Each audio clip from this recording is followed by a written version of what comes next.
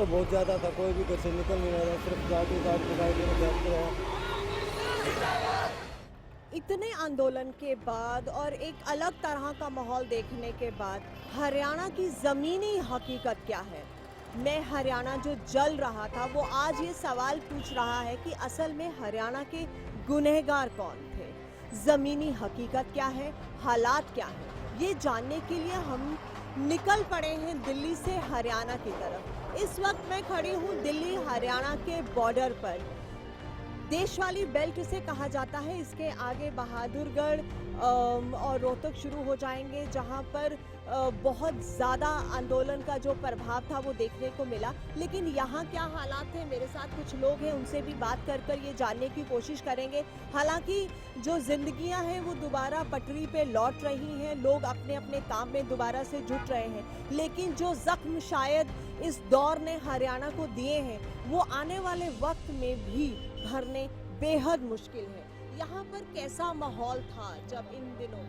Ma'am, जब माहौल चला हुआ था, आंदोलन चला हुआ था, बहुत भड़का हुआ था, कई जगह आग लगाई गई, दंगे फसाद हुए, लड़ाई भी हुई, झगड़े भी हुए। कितना डर था आप लोगों में यहाँ पे?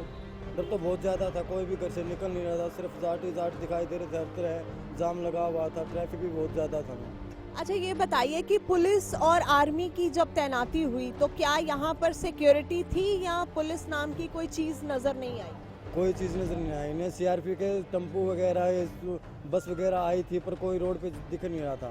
आर्मी वगैरह कोई भी सपोर्ट नहीं थी, पुलिस की भी कोई नहीं थी, कुछ सपोर्ट वगैरह ज़्यादा कुछ नहीं था। अच्छा, अभी कल से कुछ माहौल ठीक हुआ है, अभी भी लोगों में डर है या अभी कुछ बेटर लग रहा है?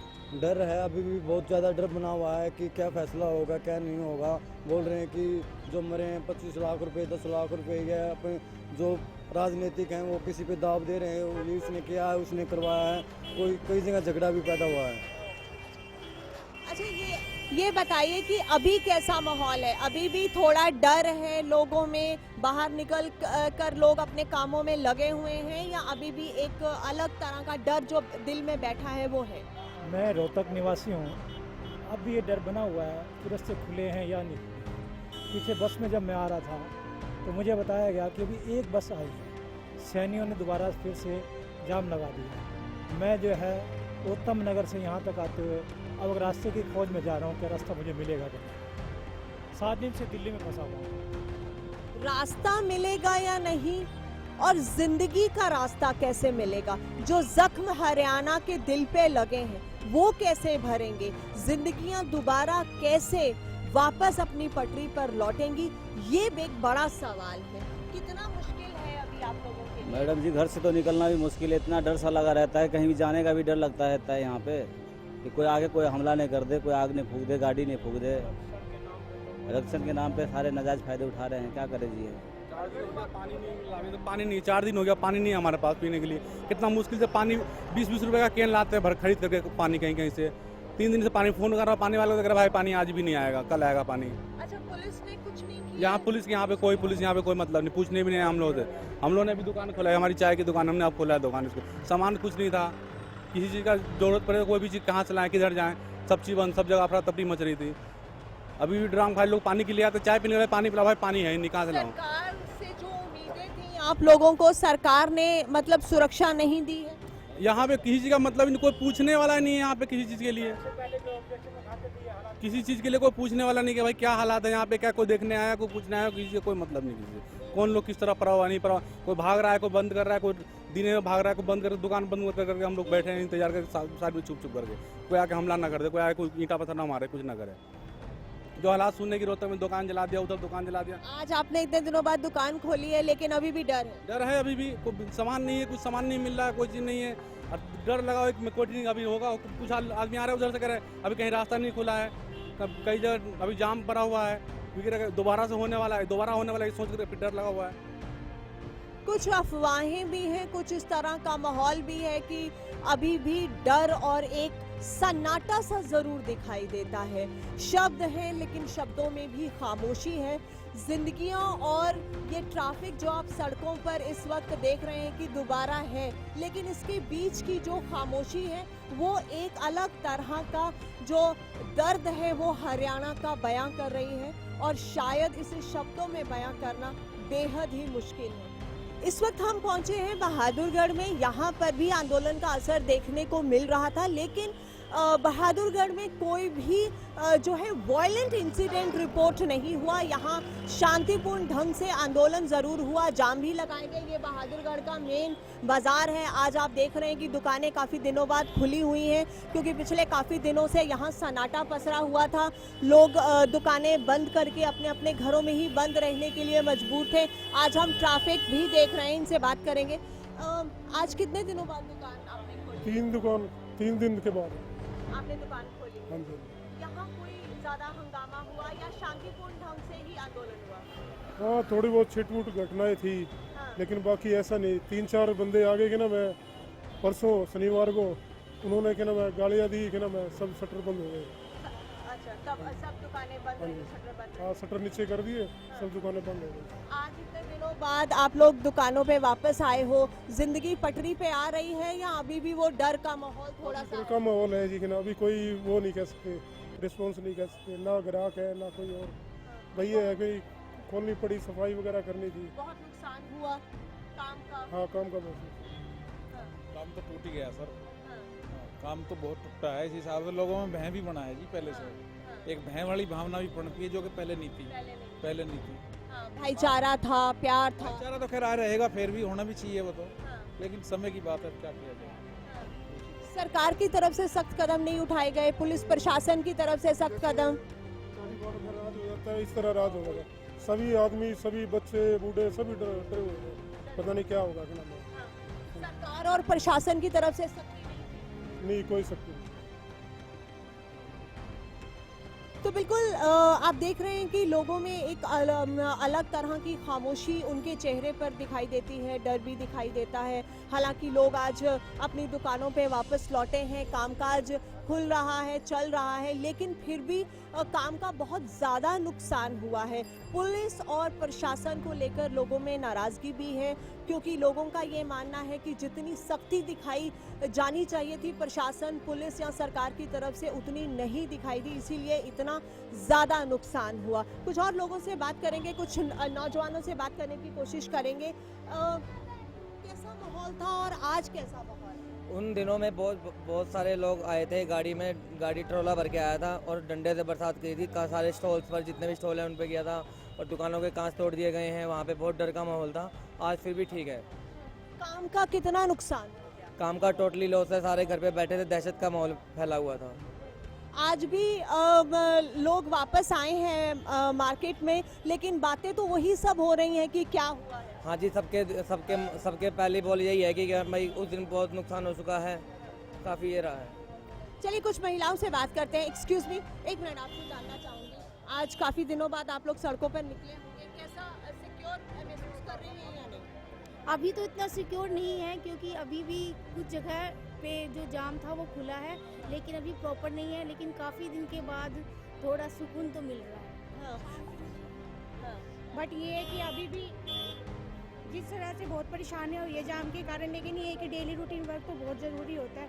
आज भी निकले हैं, बट ये है कि कहीं ना कहीं खौफ तो था लोगों के दिल में, लेकिन आज ये है कि शांति है। कभी आपने सोचा था आपके अपने हरियाणा में ऐसा होगा और हरियाणा इतना जल जाएगा? नहीं, ऐसा कभी नहीं सोचा था।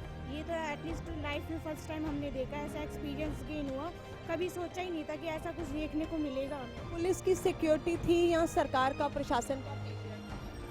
हाँ बिल्कुल, पुलिस थी, मगर वो भी नाकाम ये रही।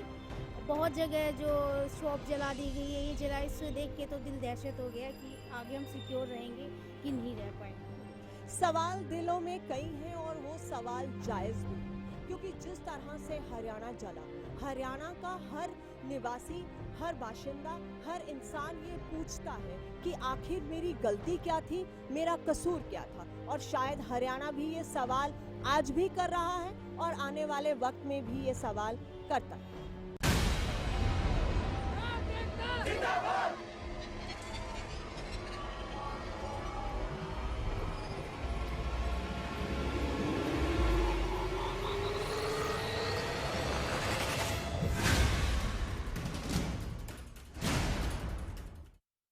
ज्यादातर किसानों ने सरताज जिप्सम को अपनाया। बिल्कुल क्लियरिटी नहीं है, बिल्कुल सफेद सफेद नजर आ रहा है। जो मिट्टी में जो कमियां हैं उनको दूर करने के लिए, पोषक तत्वों के लिए सरताज से बढ़िया मुझे अल्टरनेटिव कोई नजर नहीं आया। ज्यादा से ज्यादा सरताज यूज कीजिए। Sartaj gypsum, natural imported sulphur व कैल्शियम से युक्त। The wait for global education in Sirsa is finally over. MDLR Group presents MDK International School, a new landmark of world-class education in the green belt of Sirsa. The first residential cum day boarding school in Sirsa, affiliated to Cambridge University, London, brings forth a global nurturing environment under the guidance of Mr. Lawrence Frey, Director, MDK International School. MDK International School also offers fully air-conditioned campus, state-of-the-art infrastructure, well-stocked library, and a spacious cafeteria serving hygienic fresh meals. The world-class sports and well-being facilities ensures the all-round development of your child at MDK International School.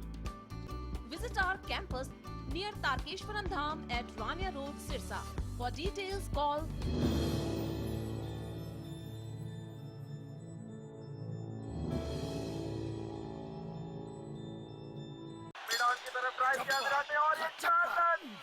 एक important message, अगर आप cricket के fan हैं तो जल्द से जल्द set top box लगवा लीजिए। क्यों भाई? क्योंकि सेट टॉप बॉक्स लगवाने की आखिरी तारीख निकल चुकी है। तो अब क्रिकेट कभी भी बंद हो सकता है। क्रिकेट बंद? क्या बोल रहा है तू? अरे क्रिकेट बिना जिंदगी कैसे कटेगी भाई? अब ये भी बता दे सेट टॉप बॉक्स कौन सा लगाना है? भाई सिंपल है, सेट टॉप बॉक्स मतलब डिश टीवी, क्योंकि डिश टीवी ही 10 करोड़ लोगों की पसंद है। इंडिया का सबसे भरोसेमंद डीटीएच ब्रांड भी यही है। और हाँ, अब डिश टीवी के साथ अपना मनोरंजन खुद चुनिए। पैक सिर्फ 99 रुपए से शुरू। सेट टॉप बॉक्स मतलब डिश टीवी। वो कौन है जो खुशबू लाता है, स्वाद बढ़ाए खाने में और सेहत बनाता है। तो बोलो बोलो पापा। मम्मी। खाने को टेस्टी बनाता है लक्ष्य शुद्ध देशी घी, खुशबू और स्वाद में हिट, सेहत को रखे फिट। लक्ष्य शुद्ध देशी घी, स्वाद और सेहत की बात शुद्धता के साथ। First Wish pregnancy test kit. अब घर बैठे माँ बनने की खुशी को करें पक्का, सिर्फ 5 मिनटों में। अब आपकी first wish help ready first wish. सरकारी नौकरी मिलती नहीं या आप लेते नहीं। बेरोजगार रहने के 2 कारण हैं, या तो आप कोशिश नहीं कर रहे या आपकी दिशा गलत है। सरकारी नौकरी कैसे पाई जा सकती है? देखिए हमारा खास कार्यक्रम कैसे पाएं सरकारी नौकरी, हर रोज दोपहर 2:30 बजे।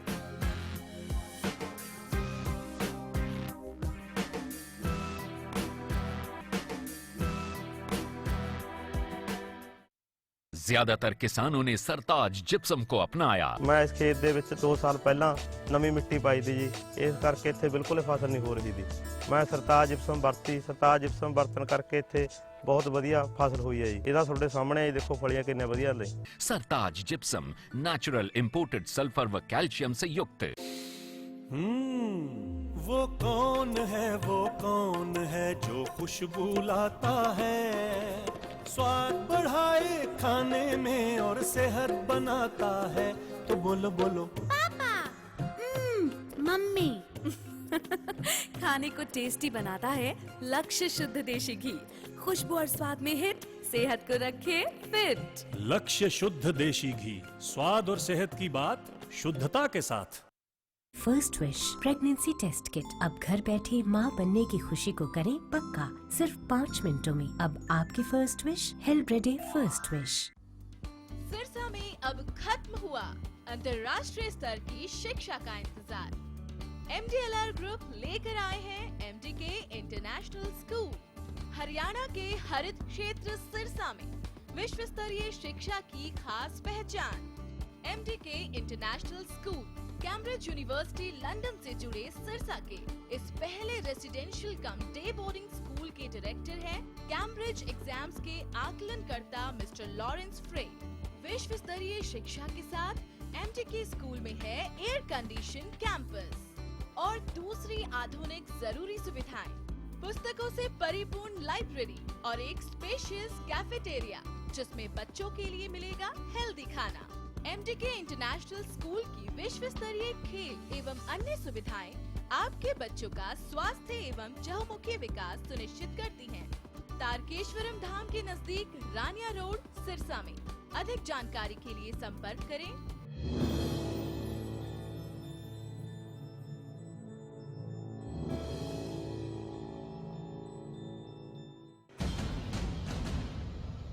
ब्रेकिंग न्यूज, 10 सालों से हरियाणा का लोकप्रिय चैनल अब डिश टीवी पर भी उपलब्ध। डिश टीवी के चैनल नंबर 804 पर देखिए हरियाणा न्यूज, सच के साथ, खबरें बेबाक। आप हरियाणा न्यूज को लाइव भी देख सकते हैं, कहीं भी, कभी भी।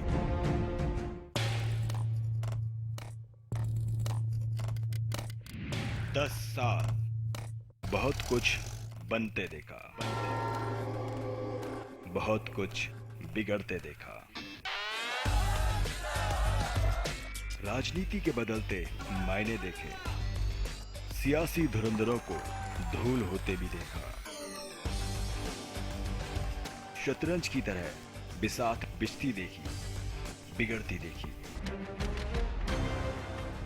लगातार 10 सालों से बिना रुके, बिना थके, चाहे हो राजनीति का मंच या हो खेल का मैदान, खेत खलिहान हो या हो हरियाणा की लोक संस्कृति, गौरव की बात। देखिए प्रदेश का हर रंग हरियाणा न्यूज के संग।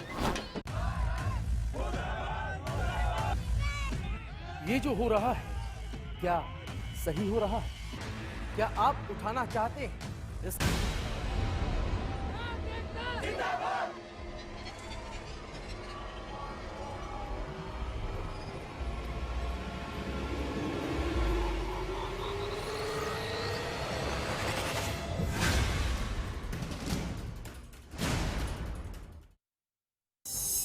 बहादुरगढ़ के बाद हम पहुंचे हैं सांपला।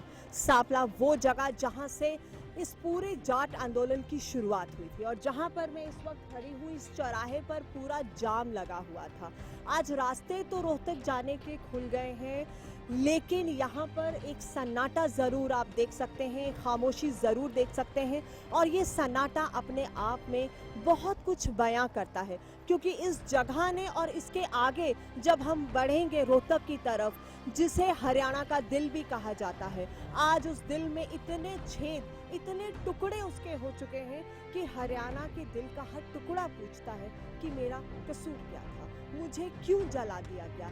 इस आरक्षण की आग ने किसको क्या दिया, ये समझने की कोशिश करेंगे। मेरे साथ यहाँ बहुत से लोग हैं, इनसे बात करते हैं।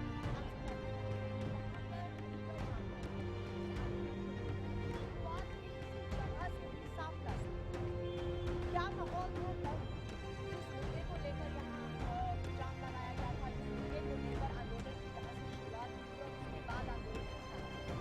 देखिए, हमने 14 तारीख को चौधरी छोटराम स्मारक है, इसमें सभी खापों के प्रतिनिधि और लोगों ने मिलकर स्वाभिमान रैली की थी और वहाँ चर्चा हुई थी कि जो जाटों का आरक्षण है उसको मिलना चाहिए। उसको लेकर हमने शांतिपूर्ण तरीके से सांपला में बंद का ऐलान किया और हम यहाँ शांतिपूर्ण तरीके से बैठे।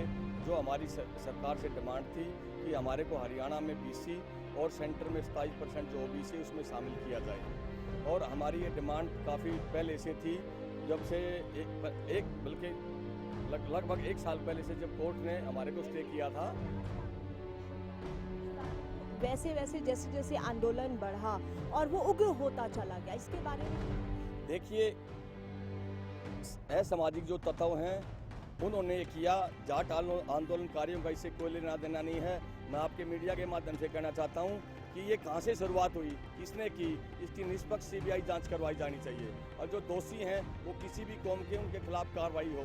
लेकिन जाट आंदोलनकारी जो थे, मैं यहाँ सांपला की मिसाल के तौर पे बताना चाहूँगा। यहाँ 36 बिरादरी रहती है, किसी को सुई का भी नुकसान नहीं होने दिया, भाईचारा बनाए रखा हम सब ने, और यहाँ आराम से बैठे रहे और सरकार से अपील करते रहे कि हमारी डिमांड को माना जाए। जो सारा जो मामला है जो उग्र हुआ है, तो ये जाति का जहर जो जिन लोगों ने घोड़ा है वो दोषी है। जाट आंदोलनकारी, इनमें उनका कोई लेना देना नहीं। चलिए, कहा जा रहा है कि जाट आंदोलनकारी इसमें कहीं भी गुनहगार नहीं है। कुछ शरारती तत्व जो आए, जिन्होंने ये पूरा आंदोलन को उग्र किया और एक अलग रूप देने की कोशिश की, जो भी हुआ, लेकिन उसमें जला सिर्फ हरियाणा।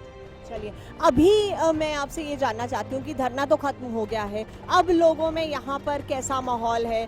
थोड़ा डर है, उदासी है, या फिर जिंदगी दोबारा से अपनी पटरी पर लौट रही है? आप जो यहाँ पर लोगों का है, हमारे भाईचारे में किसी किस्म का कोई भय, कोई डर, इस नाम की कोई चीज़ नहीं है। जैसे हमारी संस्कृति रही है पहले से भाईचारे की, वही संस्कृति हमारी अब भी यहाँ कायम है। चलिए, बहुत ज़रूरी है क्योंकि भाईचारा बना रहे, इसकी अपील लगातार हरियाणा न्यूज़ भी करता रहा है, शांति की अपील भी हम करते रहे हैं, और इतना सब के बावजूद ये भाईचारा बना रहे, एक अच्छा माहौल बना रहे, इसकी उम्मीद शायद हरियाणा का हर जो निवासी है वो चाहता है। क्या माहौल है? अभी शांत माहौल है, भाईचारा कायम है, किसी के अंदर भी कोई भी रोशनी है, सब ये कह रहे ठीक है, धरना प्रदर्शन बड़े शांति प्रकार से हुआ और हम मिलजुल के रहेंगे, और ये मिसाल भी रही है सांपला की मिलजुल के रहने की। चलिए, अभी भी आप देख सकते हैं कि सिक्योरिटी यहाँ पर है, पुलिस वाले कुछ इधर भी तैनात हैं, उधर भी पुलिस पोस्ट एक है, पुलिस के लोग वहाँ भी हैं। हम जहाँ पर खड़े हैं ये मेन जगह थी, यहाँ पर आपको बता दें इस चौक में ही पूरे रास्ते को जाम कर दिया गया था, यहीं पे आंदोलनकारी बैठे थे, यहीं से इस पूरे जाट आंदोलन की जो शुरुआत है वो हरियाणा में हुई, यहीं से कहते हैं कि जो चिंगारी है वो पूरे हरियाणा में फैली, यहीं से पूरा आंदोलन जो है शुरू हुआ। और ये कहा भी जा रहा था कि आंदोलन की अगर समाप्ति की बात होगी, खत्म होगा हरियाणा में, तो जब सांपला से आंदोलन उठेगा तभी पूरे हरियाणा में आंदोलन की समाप्ति की बात होगी। फिलहाल भाईचारे की बात यहाँ पर लोग कर रहे हैं और उम्मीद भी यही की जा रही है कि आपसी जो भाईचारा है वो बना रहे, लेकिन इस पूरे आंदोलन ने कुछ कड़वी यादें जरूर अपने पीछे छोड़ी हैं। और यहाँ आसपास का जो माहौल है, भले ही लोग अपने अपने कामों पे लौट रहे हैं, सिक्योरिटी आप देख रहे हैं, हाईवे खुल गया है, लेकिन यहाँ का जो सन्नाटा है वो जरूर अपनी उस दिनों की बातों को दोहराता है। हरियाणा का दिल कहने वाला रोहतक, जहाँ सबसे ज़्यादा नुकसान हुआ, जहाँ सबसे ज़्यादा आगजनी हुई और बहुत ज़्यादा लूटपाट हुई, और यहाँ के हालात रोहतक एंटर करते ही हमें देखने को मिल गए हैं। आप ये हम आपको दिखा रहे हैं, ये ट्रैक्टर है जो बिल्कुल जला हुआ यहाँ पर है, आप देख रहे हैं, ये रोहतक का बिल्कुल एंट्री पॉइंट है, सिटी के एंट्री पॉइंट पर ही अब हम खड़े हैं। और यहाँ आप देख रहे हैं कि यहाँ पर पहला कदम रखते ही यहाँ के क्या हालात हुए हैं उसकी एक तस्वीर, एक झलक हमें दिखाई देती है। हालांकि अभी मैं आपको बताना चाहूँ कि शांति हो गई है, रास्ते खुल गए हैं, लेकिन उसके बावजूद एक सन्नाटा है, एक खामोशी है जो अपने आप में रोहतक के का जो दर्द है वो बयां करती है। और शायद यहाँ का हर जो इंसान है वो पूछ रहा होगा कि आखिर मेरे साथ ऐसा क्यों हुआ। जैसे जैसे आगे बढ़ेंगे और जो तस्वीरें हैं यहाँ के ज़ख्म जो और हैं वो सामने नज़र आएंगे, क्योंकि रोहतक में सबसे ज़्यादा तबाही हुई है। इतने दिनों से रोहतक बाकी जो जगहों से, दिल्ली से, हरियाणा से बिल्कुल कटा हुआ था, कर्फ्यू भी लगा हुआ था। कल 1 बजे करीब 3-4 मोटरसाइकिल पर 3 आदमी आए, मुंह पर नकाब लगा के, लूटपाट के इरादे से सारे दरवाजे तोड़ दिए, सत्संग करके खिड़की तोड़ दी, उसमें लाइब्रेरी में आग लगा दी, पूरी लाइब्रेरी जल के खाक होगी। तो जब तक हम लोग इकट्ठे हुए, एक ही चौकीदार रहता था, हम आए जब तक वो भाग गए, तो दोबारा 2 घंटे के बाद दोबारा आए, वही उसी रास्ते से दीवार तोड़ के घुसे। तो साथ में मिलन होटल है, उससे हमने मदद मांगी, उन्होंने गाड़ी पीछे लगा के पकड़ा उनको। अच्छा, यहाँ पुलिस और प्रशासन बिल्कुल फेल रहा, किसी ने कुछ रोकने की कोशिश? उस टाइम यह घटना घटने के बाद पुलिस आई थी, उन्होंने कहा अब इनको पकड़ो, हम पूरी मदद देंगे। लेकिन पहले जो इतना कुछ उससे पहले पुलिस या मिलिट्री कुछ नहीं थी, मूक दर्शक पे गई। उससे पहले कर्फ्यू भी लगा था, फिर भी लोग ऐसे ही कर रहे थे, ऐसे ही जला रहे थे, आगजनी ऐसे ही चल रही थी। अच्छा, आज जिंदगी थोड़ी सी पटरी पर आई है, खुला है, लेकिन डर है वैसे। अब भी मतलब ये है, वो लुटेरे फिर भी आ सकते हैं, आंदोलनकारियों से डर नहीं है। अब लुटेरे घूम रहे हैं अब शहर में, 10-10 की 15-15 की गैंग बना के लुटेरे घूम रहे हैं, हाथों में गंडास। रोहतक के लोगों में डर है? अब मतलब थोड़ा डर है, अब पुलिस और मिलिट्री मदद कर रही है। गांव के लोगों में भी डर है कि फिर राजा घर में घुस जाते हो। गांव में गेट खुलवा है, घर में घुस जाते हैं। आप देख रहे हैं कि बच्चों के मन में कितनी दहशत जो है वो इस पूरे वाक़ये से बैठ गई है। अभी तो इनका बचपन है, आगे जाके भी क्या ये इस तरह के हादसों को भूल पाएंगे, शायद कहना बहुत मुश्किल है, क्योंकि इन मासूमों के दिलों में जो जख्म इस पूरे हादसे ने दिए हैं वो कब भर पाएंगे, शायद ये तो वो आने वाला वक्त ही बताएगा। आपसे जानना चाहूंगी बेटा कि क्या क्या देखा आपने, यहाँ क्या क्या हुआ, अभी भी आपको याद आता है पूरा? स्कूल में आग ला दी एशियन पेंट में, और हमारी तरफ यहाँ पे जाम ला दिया, किसी को नहीं जाने दे रहे थे। बहुत तबाही करी गाँव, शहर के अंदर भी 20 साल पीछे चला गया शहर, इतनी तबाही कर दी। आपको दुख है? आपको दुख है इस बात का? दुख तो है, गांव के अंदर इतनी वो कर दी, और हमको डर लगता कहीं घर पे बढ़ जाए। तो अगर इस बच्चे को इतना दुख है तो आप समझ सकते हैं जो यहाँ के बुजुर्ग हैं, जिन्हें अपनी पूरी ज़िंदगी इस शहर में गुजार दी, उन्हें कितना दुख होगा कि उनके सपनों के शहर को यूं जला दिया गया। किसने जलाया? हरियाणा का, रोहतक का। आखिर गुनहगार कौन है? क्या राजनीति के षड्यंत्र का शिकार हो गया पूरा का पूरा हरियाणा? क्या राजनीति की बिसात पर एक आम इंसान सिर्फ मोहरा बनकर रह गया? ऐसे कई सुलगते सवाल हैं जो इस सुलगते हुए शहर में अभी जहां हम खड़े हैं, ये भी अभी हमने रोहतक के सिटी में एंटर नहीं किया है। मेरे पीछे जो आप ये जला हुआ मंजर देख रहे हैं, ये फैक्ट्री है जो पूरी जला दी गई। यहाँ तकरीबन 500 लोग काम करते थे और अब शायद वो बेरोजगार हो चुके हैं। इनका गुनहगार कौन है? एक बार पूरा हम आपको दिखाएंगे ये मंजर। ये पूरी बड़ी फैक्ट्री है जो जलकर राख हो चुकी है, ख़त्म हो चुकी है। यहाँ अंदर एक चौकीदार मुझे दिखाई दे रहे हैं, इनसे बात करेंगे। ये पूरी फैक्ट्री को आग लगा दी थी? थोड़ा जोर से बोलिए। आग लगा दी गई। अच्छा, कब लगाई थी आग? शनिवार को। यहाँ कितने लोग काम करते हैं? 250 आदमी काम करते हैं। तो अभी आप यहाँ हैं, चौकीदार हैं आप? अच्छा, तो अभी उसके बाद ये पूरी खाली हो गई, पूरी जल के राख हो चुकी है। आपसे जानना चाहते हैं कितने लोग काम? यहाँ 200 से 250 आदमी रोजाना काम करते थे। और अब वो पूरे बेरोजगार हो चुके हैं? हाँ, वो सारे अभी बेरोजगार हो चुके हैं। बाकी सारे स्टाफ है वो बेरोजगार हो चुका है और कंपनी पूरी तरह चल के ख़त्म हो चुकी है। और एकदम से पूरे कितने लोग आए थे जो उन्होंने आग लगाई, कैसे हुआ, थोड़ा सा? वो जो पता लगा है 200 से 250 लोगों की भीड़ थी, वो इस गेट को तोड़ते हुए अंदर घुसी। और ये रिसेप्शन है, उधर से शीशे वगैरह तोड़ के ना अंदर उन्होंने आग लगा दी फैक्ट्री के अंदर। फैक्ट्री अभी पूरी जल के ख़त्म हो चुकी है। 42 से 45 करोड़ रुपए का नुकसान हुआ। कभी सोचा था आपने कि रोहतक में ऐसा हो जाएगा, इस तरह का मंजर इस शहर को देखना पड़ेगा? आज इतने लोग जो हैं बेरोजगार हो चुके हैं। नहीं, कभी नहीं सोचा था कि ऐसा कुछ होगा, और मतलब ऐसा माहौल भी नहीं था कि ऐसा क्रिएट हो सकता है। फिर बाद में ये सारा सब कुछ हुआ, सारे लोग बेरोजगार हुए, और हमारा तो मतलब पूरा कंपनी बिल्कुल ख़त्म हो गया। भाजपा के अंदर भी बहुत सारा तोड़ फोड़ हुआ है काफ़ी। अच्छा, पुलिस को आपने तब इन्फॉर्म किया, प्रशासन को इन्फॉर्म किया, फायर ब्रिगेड को इन्फॉर्म किया, कोई आया? प्रशासन को इन्फॉर्म किया, टॉप लेवल पे सारे सीनियर जो प्रशासन में लोग थे, पुलिस में थे, उनसे बात की गई। यहाँ कोई नहीं आया, फायर ब्रिगेड भी नहीं आई कोई, और ये आग लगती रही। फिर बाद में फायर ब्रिगेड शहर में बिजी थी जैसा बोला गया था। बाद में एक फायर ब्रिगेड आई थी, लेकिन इतनी बड़ी फैक्ट्री के लिए सफिशिएंट नहीं थी वो।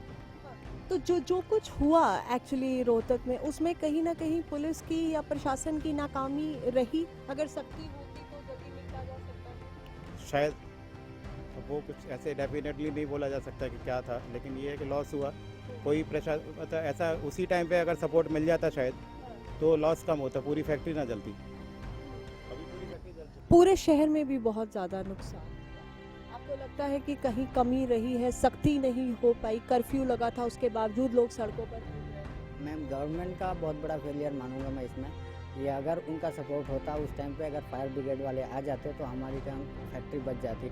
हमने पड़ोसी कंपनियों से बहुत हेल्प ली और उन्होंने मदद भी की, और काफ़ी हद तक कंट्रोल कर लिया गया था आग पे, लेकिन पानी ख़त्म हो जाने के कारण हम लोग असफल रहे। ये बताइए, अब इतने लोग बेरोजगार हो चुके हैं, आप लोगों का परिवार उससे चलता था, इस काम से चलता था। अब दोबारा ज़िंदगी कैसे पटरी पर आएगी, क्या सोचते हैं, कितनी ज़्यादा परेशानी में? मैडम अभी बहुत मुश्किल है हमें दोबारा आने में। हम लगभग 1.5 साल पीछे जा चुके हैं। अभी दोबारा प्लांट सेटअप होने में भी हमको 1-1.5 साल कम से कम लग जाएगा।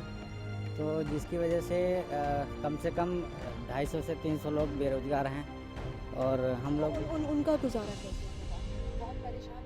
जी बिल्कुल बहुत परेशान है। क्या कुछ लोग ऐसा भी सोचते हैं कि रोहतक से बाहर जाके अब कुछ एग्जैक्टली वो यही चाहते हैं कि अब हम यहाँ कुछ नहीं कर सकते और हमें बाहर ही कहीं रोजगार ढूंढना पड़ेगा जहाँ सेफ हो। यानी रोहतक अब उन्हें सेफ नहीं लगता है? यस छोड़ के जाने की बात सोचते हैं। जी बिल्कुल। तो एक बड़े सवाल इस सुलगते हुए शहर में आज भी सुलग रहे हैं और वो ये है कि क्या सपनों के इस शहर में, जिसे रोहतक कहा जाता था, हरियाणा का दिल कहा जाता था, जिसमें इतने छेद हो चुके हैं, यहाँ पर लोग अब इतने ज़्यादा परेशान हैं और कई तो ये कह रहे हैं कि हम रोहतक छोड़कर अब अपनी नई ज़िंदगी कहीं और जाके शुरू करें जहाँ हम खुद को सुरक्षित महसूस कर सके। बहुत बड़ा सवाल है, क्या सरकार की नाकामयाबी रही, क्या लोकल प्रशासन नाकामयाब रहा, क्या पुलिस कुछ नहीं कर पाई, इसके पीछे की आखिर वजह क्या है? ये एक सबसे बड़ा सुलगता सवाल है जो आज हरियाणा न्यूज़ खड़ा कर रहा है। आखिर पूरा शहर जलता रहा, कहाँ था प्रशासन, कहाँ थी पुलिस, कहाँ थी सरकार? और उससे भी ज़्यादा इस तरह के नज़ारे पूरे शहर में आपको देखने को मिल रहे हैं और इसीलिए सवाल भी कई खड़े हो रहे हैं। भले ही हम इन्हें राजनीतिक षड्यंत्र का नाम दें, भले ही हम राजनीति बताएं, भले ही हम आंदोलन बताएं, लेकिन क्या सरकार अपनी इस नाकामयाबी को छुपा पाएगी? शायद बेहद मुश्किल है। पुलिस और प्रशासन लगातार इन मसलों पर सवालों के कटघरे में।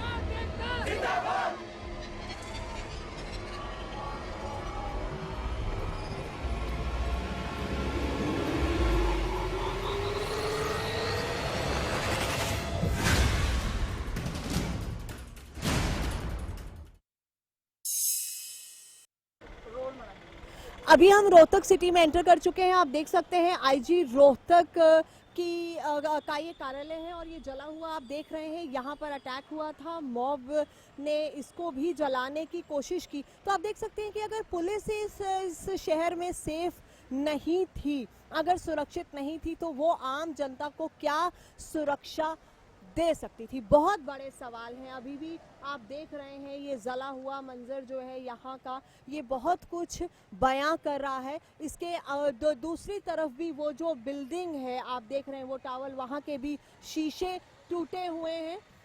बहुत कम आवाजाही जो है वो देखने को इस शहर में मिल रही है। हालांकि कुछ गाड़ियां सड़कों पर दिखाई दे रही हैं, लेकिन बहुत ही कम आवाजाही है। खामोश है शहर, पहले की तरह नहीं है जो अपने आप में बहुत कुछ कहता था और हरियाणा का सबसे हाईटेक सिटी इसे माना जाता था। इसकी विकास की सब जगह चर्चे थे, लेकिन आज रोहतक को जैसे ही हम सिटी को एंटर करते हैं, एक अलग तरह की तस्वीर, एक अलग तरह की खामोशी, एक अलग तरह का दर्द ये शहर अपना बयान कर रहा है। यहाँ कुछ लोग, इनसे बात करते हैं। आप यहीं रहते हैं? यहीं रहते हैं। क्या कुछ हुआ? कितने बुरे हालात थे? बहुत भयंकर तबाही हुई मैडम, बहुत ज़्यादा तबाही हुई है और यहाँ पे मेरे ख्याल में कैजुअलिटी 100 से ज़्यादा है। हाँ, सारे शहर में आग लगा दी गई है। मॉल, शॉपिंग मॉल, कॉम्प्लेक्स वगैरह कुछ नहीं बचा। आप कितने दिनों बाद आज आप बाहर निकले हैं? अभी 3 दिन बाद बाहर निकले हम। अभी भी डर है आपको? थोड़ा सा मतलब दबाव सा महसूस होता है? नहीं, रिलैक्स है, कोई दिक्कत वाली बात नहीं, कोई भय की बात नहीं। पहले था बहुत, अब इतनी दिक्कत वाली बात नहीं है कुछ भी। लेकिन जितना कुछ हो गया रोहतक में, क्या जिंदगी नॉर्मल हो पाएगी? इतना कुछ लोगों का जल के राख हो गया। देखिए मैडम, नॉर्मल तो होने में टाइम लगेगा, लेकिन बहुत ज़्यादा नुकसान हो गया। आम पब्लिक का भी काफ़ी नुकसान हुआ, दुकानें जला दी गई, मॉल लूट लिए गए, नुकसान बहुत ज़्यादा है, बहुत ज़्यादा नुकसान है। अच्छा, पुलिस और प्रशासन का क्या आपको लगता है कि जो एक्शन होना चाहिए था वो नहीं हुआ, नाकामी रही है? देखिए मैडम, नाकामी तो रही है, बाकी पब्लिक इतनी थी, पुलिस प्रशासन बेबस था। तो इतनी भड़की हुई जनता के सामने पुलिस क्या कर सकती है? लेकिन अगर पुलिस ही सुरक्षा नहीं देगी तो कौन देगा, ये भी बड़ा सवाल है। कर्फ्यू लगा हुआ था और लोग सड़कों पर थे, तो डर ही नहीं था कहीं भी? नहीं, बिल्कुल डर नहीं था, किसी प्रकार का डर भय नहीं था लोगों में। यहाँ पूरा उत्पात मचा रखा था, किसी प्रकार का डर भय नहीं था। पुलिस और आर्मी का भी कोई डर नहीं? नहीं, किसी प्रकार का कोई डर नहीं था, ऐसे खुले घूम रहे थे सब, किसी को ऐसा था ही नहीं कि कर्फ्यू लगा हुआ है। तो ये बहुत बड़े सवाल हैं जो यहाँ खड़े होते हैं कि कर्फ्यू लगा हुआ था, लोग सड़कों पर घूमकर उत्पात मचा रहे थे, आगजनी हो रही थी, जलाया जा रहा था, पूरा शहर हाहाकार करके जल रहा था, तो प्रशासन कहाँ था? उस कर्फ्यू के मायने क्या थे? ये सवाल हम लगातार पूछ रहे हैं। आखिर इतना बेबस क्यों हो गया प्रशासन? आखिर इतनी बेबस क्यों हो गई पुलिस? आखिर इतनी बेबस क्यों हो गई सरकार? करते हैं हम यहाँ पर। पेट्रोल पंप अभी भी बंद है यहाँ पे? अभी बंद है जी। क्यों बंद क्यों कर रखा है अभी? ग्यारह की वजह से बंद है जी। अच्छा, अभी भी डर की वजह से नहीं खोला? गाड़ियाँ गई हैं, आज आ रही है, 2 घंटे में सप्लाई हो जाएगी सब। अच्छा, हाँ जी। लेकिन अभी माहौल कैसा है? माहौल शांत है जी अब तो। हाँ। अब माहौल शांत है जी। लेकिन जो कुछ हुआ, क्या आप लोग उसे भुला पाएंगे? नहीं भुला पाएंगे, बहुत बुरा हुआ, बहुत नुकसान हुआ शहर में।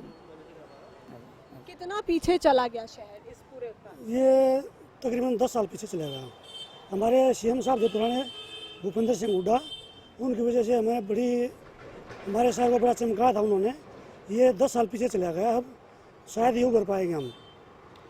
बहुत बड़ा नुकसान हुआ हमारे को। शहर में एंटर करते ही जहां भी आपकी नजर जाएगी वहां आप टूट फूट देखेंगे। आपने देखा कि ये जो शीशे हैं टूटे हुए हैं, आगे सर्किट हाउस है। अब जो मेन एंट्रेंस पॉइंट सिटी का है वो आ गया है। यहाँ हम बिल्कुल गोल चक्कर पर खड़े हैं। यहाँ इस तरफ महर्षि दयानंद यूनिवर्सिटी का जो है बोर्ड लगा हुआ है। ये सिटी की एंट्रेंस होती है और यहीं से आप नज़ारा देखिए। आप देखिए वो देखिए सामने बिल्डिंग, किस तरह से उसके शीशे टूटे हुए हैं, कितना नुकसान हो गया है। जगह जगह आपको इस पूरी शहर में जली हुई जो बिल्डिंग्स हैं वो देखने को मिल रही हैं, टूटे हुए शीशे हैं वो देखने को मिल रहे हैं।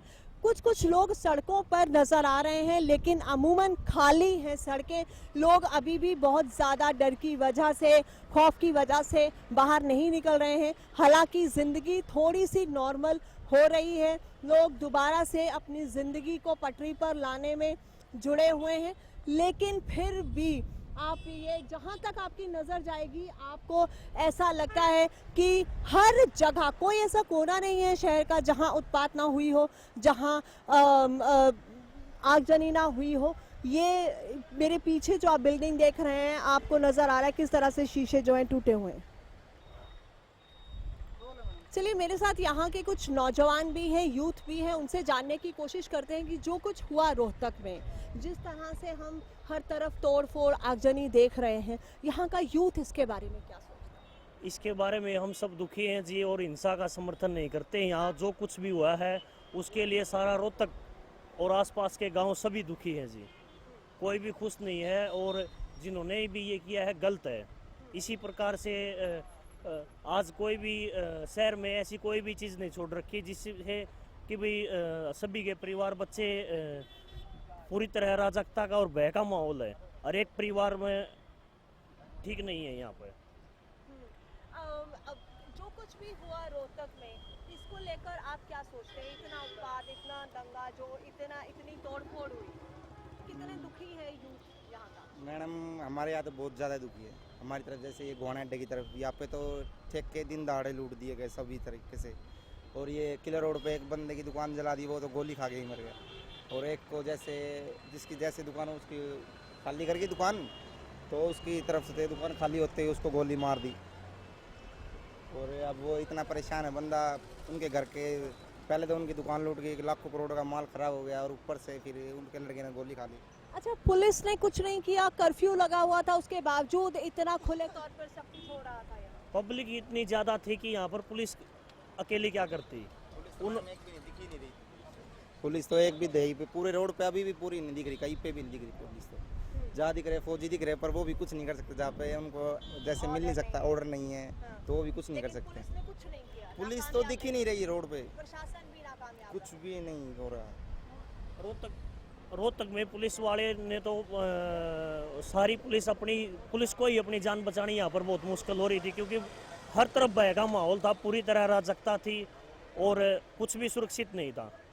अभी पुलिस वालों के नंबर मिला रहे थे न उनके नंबर मिल रहे, 100 नंबर भी बंद आ रहा था और बिल्कुल अराजकता का और भय का माहौल था यहाँ पे। अभी कुछ नॉर्मल हुई है सिचुएशन, लेकिन आज भी बहुत कम लोग सड़कों पर दिखाई दे। हाँ, आज बहुत सुख शांति है, हर तरफ किसी भी प्रकार की कोई भी अराजकता की घटना नहीं घटी है और आज भय का भी माहौल नहीं है। नहीं तो पिछले 2 दिन से सारे परिवार जिसके भी थे, किसी भी कास्ट के थे, पूरा रोहतक शहर नहीं सोया, चाहे वो किसी भी कॉलोनी से थे, किसी भी जात के थे, पूर्ण रूप से भय का माहौल था यहाँ पर।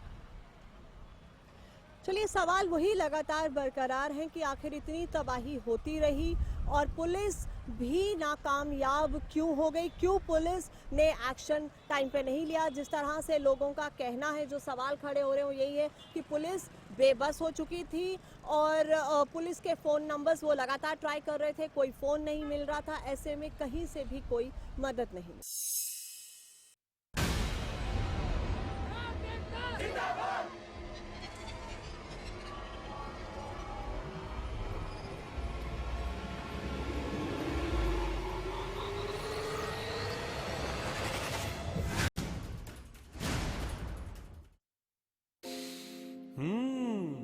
वो कौन है जो खुशबू लाता है, स्वाद बढ़ाए खाने में और सेहत बनाता है, तो बोलो बोलो पापा। मम्मी।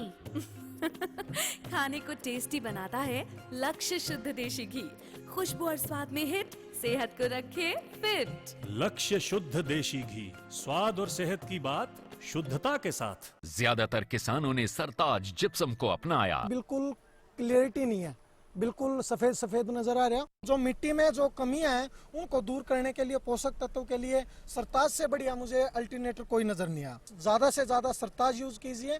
सरताज जिप्सम, नेचुरल इंपोर्टेड सल्फर व कैल्शियम से युक्त। First Wish pregnancy test kit. अब घर बैठे माँ बनने की खुशी को करें पक्का, सिर्फ 5 मिनटों में। अब आपकी फर्स्ट विश हेल्ब्रेडे फर्स्ट विश।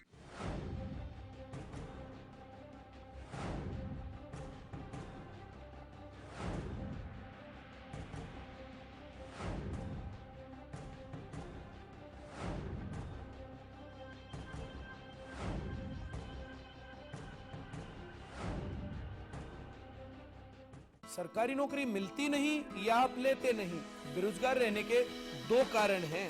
या तो आप कोशिश नहीं कर रहे या आपकी दिशा गलत है। सरकारी नौकरी कैसे पाई जा सकती है, देखिए हमारा खास कार्यक्रम कैसे पाएं सरकारी।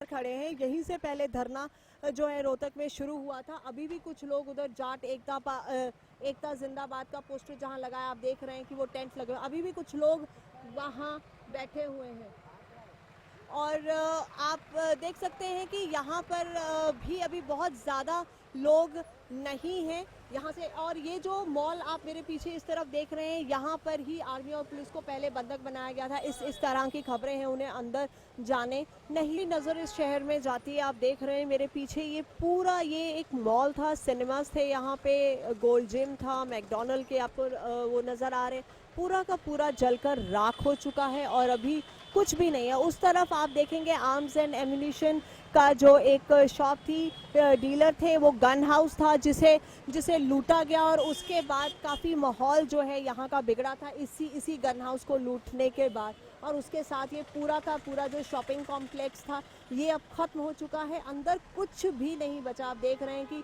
पूरा जला हुआ है। तो यकीनन उसके साथ की जो बिल्डिंग्स हैं वो भी जो हैं वो जली हुई हैं। आज भी रोहतक की शहर की जो दुकानें हैं वो बंद हैं। पुलिस आज भी मुझे सड़कों पर कहीं दिखाई नहीं दे रही है, तो सुरक्षा के ऐसे कोई पुख्ता इंतजामात आज भी यहाँ नहीं दिखाई दे रहे हैं।